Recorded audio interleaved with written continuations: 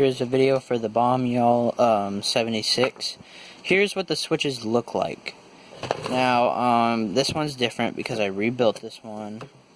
Now, if you know what you're doing with the switches, then you can rebuild it, but other than that, I would not open this up because this is a very complicated switch. As you can see, let me get a flashlight. In there you can see the contacts. Let me see a side that's actually clean. Okay, so you see that middle gear? There's two levels. In between those, the top, so this is the contact. This top one, bottom one. And, yeah, here. So you can see the bottom one, and then the top, yeah, right there. There's two contacts, bottom and top.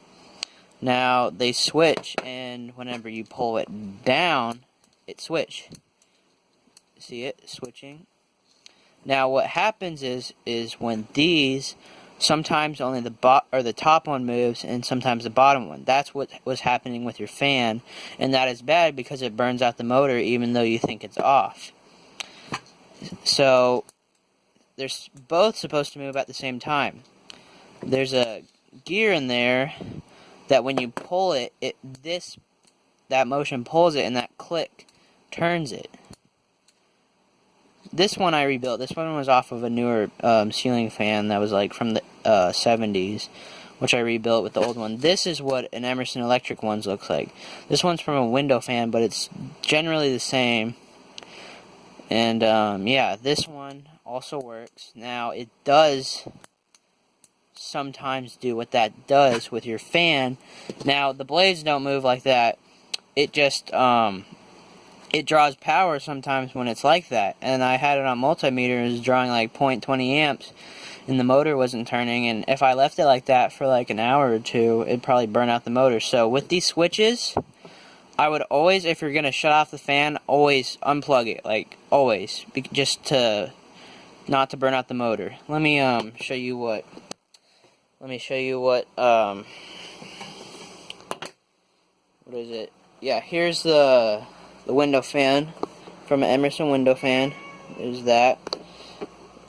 This is what, sometimes it's in a case. This is the window fan. You basically pry. I don't know if it's on these. It might just be open like the pedestal fans. And you just pry that off, and then you slide it out, and it's like a little case, and it's the same thing. Now, hopefully this is informational. Now to open it up, you have to pry these tabs up, and then slide the top off. Make sure to see how those contacts align, because if you have them misaligned, these, like, the wires will be powered to the wrong wires. Yeah,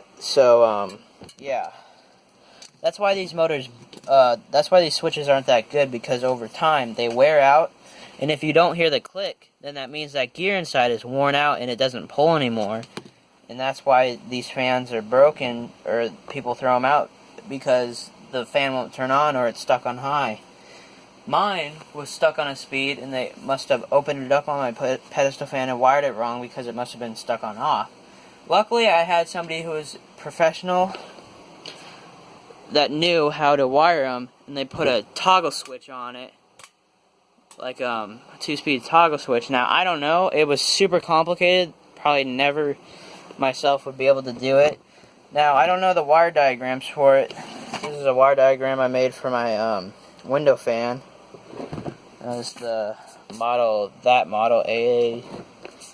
But That's what I made. It's not really that good, but it's just a mental note for the wires I marked. So I know for sure the 18-inch ones have the capacitor.